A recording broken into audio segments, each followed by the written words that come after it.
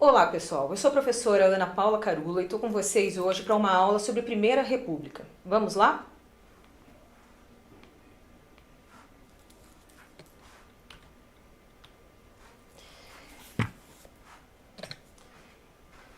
Pessoal, seguinte, quando a gente fala em Primeira República, né, muitos perguntam o porquê essa denominação. O que corresponde à Primeira República ou também à chamada República Velha, né? Que não é o nome que está aqui, mas só para vocês entenderem. Primeira República ou República Velha é um período que se estende de 1889, desde a proclamação da República, onde nós vamos ter o nosso primeiro presidente, Marechal Deodoro, até o ano de 1930. Todo esse período é chamado Primeira República ou República Velha. É denominada República Velha posteriormente, quando Getúlio Vargas assume o poder, né, que ele resolve mudar, vamos pensar assim, a cara dessa política que era feita no Brasil. Daí a denominação República Velha. Mas voltando aqui à questão. O que nós temos a elencar em relação a essa chamada Primeira República ou República Velha? O período é dividido em duas partes. Primeira parte é a República da Espada, onde nós vamos ter os dois primeiros presidentes, que são militares, Marechal Deodoro e Marechal Floriano, do ano de 1889 até 1894. E a segunda parte dessa nossa república, que é o que vai ser trabalhado nessa aula, é a chamada República Oligárquica, que vai de 1894 a 1930, ok? Que é o período da chamada República do Café com Leite, República dos Governadores ou Política dos Governadores, entre outras denominações que nós vamos trabalhar ao longo dessa aula. Vem comigo aqui então. República Velha, Primeira República, dominação e resistência, né? Talvez a gente consiga associar aí muito, né, essa imagem com o nosso presente, mas essa imagem aqui que tem lá no livro de vocês, na página 19, né, que é a imagem de abertura, representa um político, né? E o que nós temos aqui? É a imagem desse político de fevereiro a março até, né, depois dele assumir o cargo de presidente ou de governador ou o que seja, né? Mas nessa situação aqui, toda essa sequência de imagens está nos mostrando, né, qual é o perfil desse candidato, né? Como que ele se porta ao longo do ano para poder conseguir, né, os votos, angariar os votos, né? Então o que essa sequência de imagens sugere a você?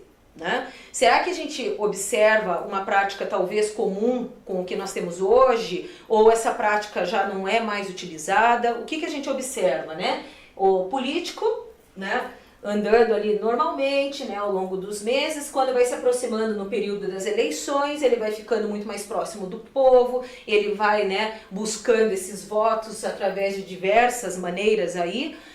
Será que nós temos hoje alguma coisa que pode ser associada ou não? Vamos fazer um paralelo aí para vocês entenderem um pouquinho como que era na época, né? Como que o candidato age ao longo dos meses, né? Observando essa sequência. Você considerou o título dessa charge adequado, né? O título é Movimentação do Chapéu de um Candidato a Deputado para as Eleições. E a última, o que a charge sugere sobre as eleições políticas naqueles tempos? Pense aí, pegue no seu livro didático, responda no caderno, que quando você voltar às aulas, o que o professor vai corrigir com você. Então vamos entender agora a denominação que eu comentei com vocês há pouco, né? Então o ano de 1894 até 1930 é um período que passa a ser denominado na nossa história como política oligárquica. A verdade é que a consolidação nós vamos ter, né, um pouquinho depois de 1894, só quando Campos Salles assume o poder. Vamos entender um pouquinho aqui. Essa palavra, oligarquia, é uma palavra de origem grega, que significa, né, poder nas mãos de poucos, né? Aqui no caso, associando com a condição do Brasil, nós vamos entender esses poucos, os latifundiários, os cafeicultores, né? São as famílias de poder, na época aqui no Brasil, que passam a controlar as eleições no nosso país. Partindo dessa definição, então, essa primeira fase política no Brasil, né, a fase da República, ela vai ser caracterizada por esse modelo. Nós vamos ter uma política voltada principalmente com os latifundiários, os cafeicultores, os grandes fazendeiros, induzindo, né, o povo a votar em determinados candidatos que eram por eles estabelecidos. Então, por esse período que a gente vai chamar de oligárquica, que são as famílias de grande influência, são as famílias de grande interferência em cada uma das regiões brasileiras, que passa então a determinar o candidato à presidência e depois associado também à questão dos próprios governos brasileiros. Tá? Então, para conquistar e manter o poder, os políticos, que eram saídos também de famílias mais ricas e poderosas de cada estado, né, induziam os eleitores a votar em quem, né, eram indicados. Essa prática de indicação é chamada de coronelismo. Vamos entender já o porquê que era determinado assim, né? Quem que eram esses políticos saídos das grandes famílias? Eram grandes fazendeiros, aqui no caso nós vamos pensar em São Paulo, que era a maior produtora de café, e os coronéis da Guarda Nacional. Guarda Nacional lá da época, né, do nosso imperador, né, que era composta de cidadãos comuns, né, que usavam armas e fardas em nome do exército, né? Então, esses eram então os coronéis, né? Por isso que é chamada de política coronelista ou coronelismo. Eu coloquei aqui para vocês, né, uma imagenzinha de gráfico, né, que não dá para ver necessariamente essas informações, mas como que funcionava na época essa ideia, né, do chamado coronelismo. Então nós tínhamos o coronel, né, o chefe político, latifundiário de alguma região de grande influência, que através da troca de favores, e que trocas de favores são essas? Já vamos chegar lá. Levava os eleitores, induzia, obviamente, esses eleitores a necessariamente votar no candidato que era escolhido por ele. Então o coronel indicava uma pessoa. Para essa pessoa vencer as eleições, era necessário que os eleitores votassem nessa pessoa. Aí é que nós vamos entender um pouquinho como que funcionava essa indução. É a troca de favor. Que tipo de favor? Muitas vezes esse coronel, muito rico, pessoa de posses, acabava comprando os eleitores com troca de roupas, comida, óculos, entre outras coisas de necessidade básica das pessoas, tá? Daí, muitos dos meus alunos perguntam e acredito que você também deva estar na mesma dúvida. E o que garante que esse eleitor vai votar, né, nesse candidato? Vamos lá para o próximo slide. A resposta é simples, aí é o que nós vamos entender, né? Quando o cara ia lá votar, acompanhado dele iam alguns jagunços do coronel. Né? Na época o voto era direto, né? O voto era praticamente, né, explícito a todos que estavam lá, mas muitos desses eleitores já iam com nomes dos candidatos escritos no papel. E quando eles chegavam lá, eles só depositavam na urna. E como eu acabei de falar para vocês, eles iam acompanhados dos jagunços. Então os jagunços geralmente ficavam na porta, ficavam nas proximidades, tendo a certeza de que aquele eleitor votaria no cara candidato, né, indicado pelo coronel, desculpem aí, tá? A essa denominação é chamado de voto de cabresto, tá? Mas daí você pergunta mais uma vez, mas professora, e daí poderia ganhar as eleições? Todo mundo concordava, todo mundo aceitava que esse cara fosse, né, o atual governante, né? Todo mundo, né, entrava num consenso, mesmo sendo através da troca de favores. Poderia acontecer, vez ou outra, né, de não ter uma votação favorável a esse candidato indicado pelo coronel. Aí eles iam, né, em discussão, tentar entender, colocavam anulação dessas eleições até que o candidato indicado fosse colocado no poder. A ideia era essa, então não tinha muito como fugir dessa questão, tá? Então, o que eles buscavam? Locais onde os coronéis eram extremamente influentes, né? Vamos supor aqui uma região, a região de Minas Gerais. Era uma região onde tinham muitos latifundiários, muitos agricultores, fazendeiros, pessoas ricas de posses. Isso daí garantia o quê? Um enorme número de votos. Então, a esse termo, onde havia, né, um grande número de pessoas influenciadas por um coronel e tudo mais, se deu o termo de curral eleitoral. Essa imagem aqui representa muito bem o que foi na época, né? Essa forma de condução das eleições. Aperta o 1, depois o 5, né? Usando aqui o cabresto. Agora você vai me perguntar o porquê o voto de cabresto. Esse objeto aqui, né, é utilizado no cavalo. Isso impede que o cavalo tenha essa visão periférica. O cavalo é proibido de poder ter, né, uma visão que olhe ao redor, para que ele possa se locomover. Ele é indicado a uma única direção. Então foi associado a essa época o voto de cabresto justamente, né, por essa forma de coação ao eleitor, né? Então coloca-se ali que o servidor estava votando em quem o coronel determinava. Além dessa questão do voto de cabresto, nós temos que entender que na época, gente, as eleições eram muito fraudulentas. Era algo assim que gerava, né, uma grande falcatrua com a questão até mesmo, né, dos nomes que eram indicados nas cédulas. Então, para poder ter um número expressivo de eleitores que votassem em determinado candidato, muitos coronéis escreviam, né, nas cédulas o nome do candidato, né, e essas cédulas pertenciam muitas vezes a crianças, pessoas que já tinham morrido, né, entre outras, né, formas de poder fraudar as eleições. Então deixava-se na urna, ninguém ia lá conferir, ficava-se então aquele montante de votos, né, favorável ao candidato. Aqui é uma imagem que você vai encontrar no seu livro didático também, né, fazendo uma alusão ao uso, né, de nomes de pessoas que já tinham morrido e que estava lá como se fosse um votante ainda, né? É a época da fraude aí. Política dos governadores. É uma prática que está associada diretamente à chamada, né, política dos coronéis. Aqui nós vamos entender a política dos governadores, uma prática muito similar ao que foi a prática do coronelismo, né? Só que em nível municipal. Como que funcionava aqui? Seguindo essas mesmas práticas de indicação de chefe de Estado, no caso o presidente, né? As oligarquias estaduais, ou seja, as grandes famílias, os latifundiários, os fazendeiros de determinados estados, como o termo aqui caracteriza, né? Ou café com política. Primeiramente a gente tem que entender o seguinte.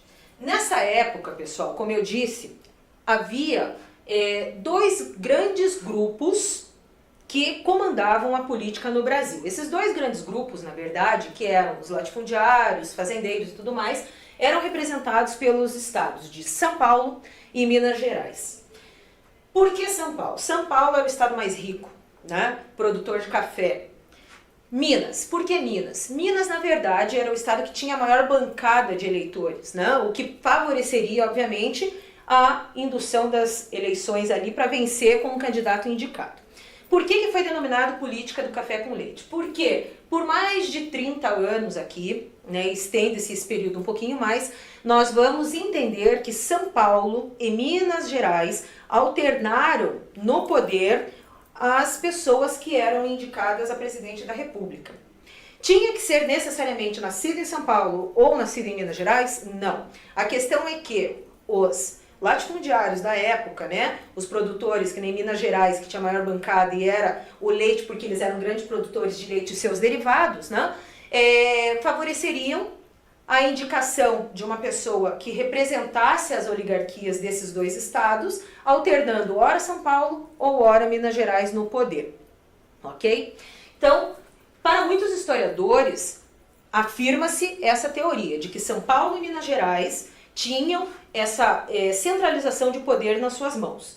Há historiadores que contrapõem essa ideia dizendo que não, que os outros estados não ficaram de fora, que teve uma certa participação, que não foi uma manipulação exata. Porém, como a gente sabe que a história é uma verdade única e existem sempre estudos que possam complementar o que já existe ou contrariar, nós vamos seguindo aí dessa mesma maneira. Mas, de uma forma geral, a política do café com leite fica marcada justamente pela centralização do poder nas mãos dos paulistas e mineiros, daí o termo política do café com leite, tá?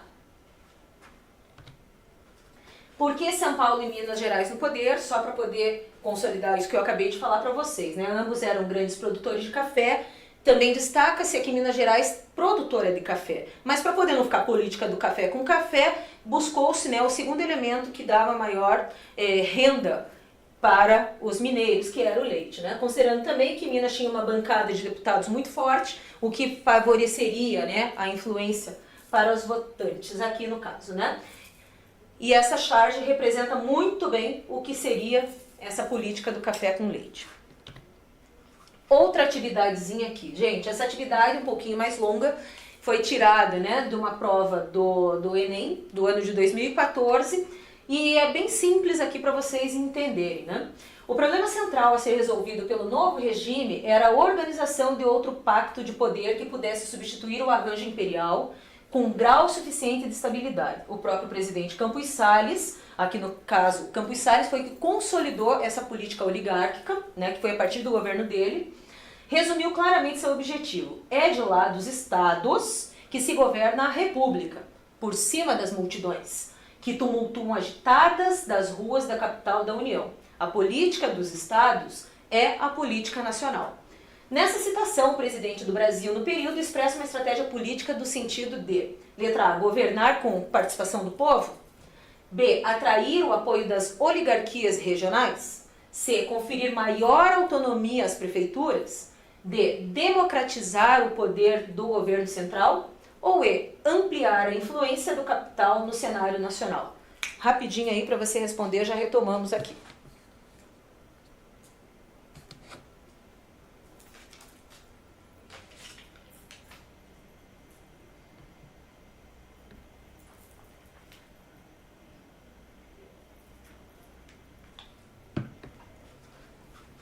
Voltamos aqui. Podemos? Qual a opção? Opa, fugiu aqui então, tá? Principalmente, né, atrair o apoio das oligarquias regionais. Desculpem a falha que faltou destacar, tá ok? Vamos lá então. Pessoal, vamos ampliar um pouquinho, né, agora o processo do Brasil em relação a esse período, né, de transição do século XIX para o século XX, tá? Nós entendemos aqui a política do café com leite, a política dos governadores, a gente falou que tudo isso está relacionado a um termo chamado República Oligárquica, né? Com essas trocas, né, de candidatos no poder, como que ficou a questão do Brasil em termos de modernização e em termos de industrialização? A gente precisa destacar aqui que o Brasil nessa época, né, veio ainda lá do século XIX um tanto quanto atrasados em termos de modernização e industrialização. É um país que tem, né, homeopaticamente um processo de desenvolvimento industrial e logicamente que com essa transição do século XIX para o XX, qual que era o pensamento dos presidentes, né? A necessidade de levar o Brasil a uma modernização. E como que se moderniza o Brasil? O que a gente precisa fazer? O Brasil mantinha-se ainda a característica, né, de uma grande produção cafeeira, mas era necessário expandir isso daí. Obviamente que foi essa questão, né, por muito tempo da manutenção dessa cafeicultura que tomava conta economicamente do Brasil, que outros estados, e você vai ver na aula seguinte, começou a interferir nessa política do café com leite. É assunto de uma outra aula aí que nós vamos trabalhar mais pra frente, tá? Mas voltando para a questão da industrialização, o que nós temos para observar aqui no Brasil? Esse gráfico rapidinho, essa tabela rapidinha aqui que nós vamos trabalhar, né, mostra-se que em 1907, lá no início do século XX, né, o Brasil tinha um número de 3.258 indústrias para 149.018 trabalhadores, né, operários. No ano de 1920, 13 anos depois, já com tentativas de modernização e industrialização, vejam que nós aumentamos o número de indústrias, gente, tá? Significativamente, passando para 13.336 indústrias e subindo-se a 275.512 operários. Da onde surgiram esses operários? De onde veio esse investimento aqui, né? Tem duas questões só para a gente trocar uma ideia rapidinho. O que se pode concluir comparando esses dados da tabela? Né? Que nós tivemos aqui um número quase 4 vezes maior de indústrias no Brasil em questão de 13 anos, dobrando-se o número de operários. Nós recebemos muitos, principalmente aqui nessa época, né, que já entra a questão da Primeira Guerra Mundial, muitos imigrantes que fazem a composição desse número de operários aumentar.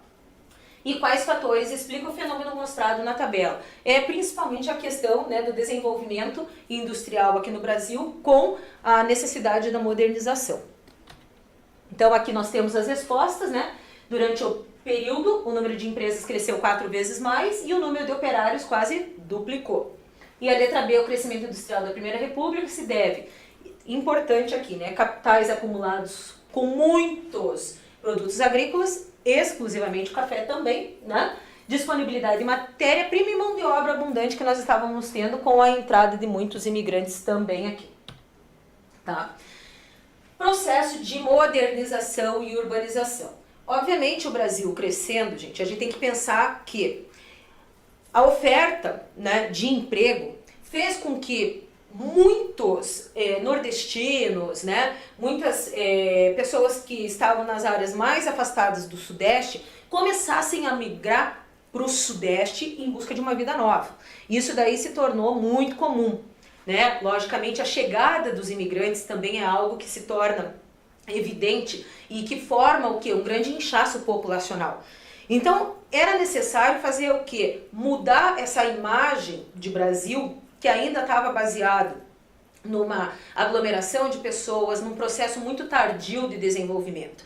Essas pessoas que vinham de fora dessas regiões sudeste foram se aglomerando nas áreas um pouco centrais, obviamente, formando, né, aquele aglomerado de pessoas em áreas precárias, em áreas onde a condição de higiene era péssima, e isso daí, gente, trouxe inúmeros problemas, né, para a sociedade, relacionados à questão da saúde, proliferação de doenças e, obviamente, né, aquele cenário que se buscava de beleza, de modernização, acabou ficando, né, um pouquinho deixado de lado.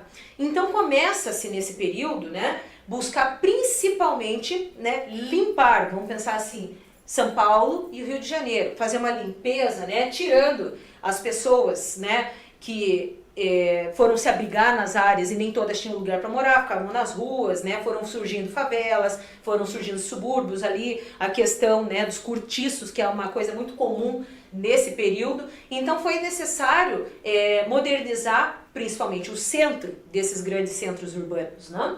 Então, com esse processo de modernização, nós vamos estar ligando diretamente a essa associação com a industrialização. Nós vamos trabalhar uma outra aula que vai falar a respeito das revoltas que ocorreram em todo esse período, decorrente também dessa ideia de modernização, mas isso fica para uma outra aula, tá? Então, modernização e urbanização vão ocorrer simultaneamente, né? Obviamente, o crescimento urbano vai impulsionar esse processo de desenvolvimento, coloca-se as pessoas pobres para áreas periféricas,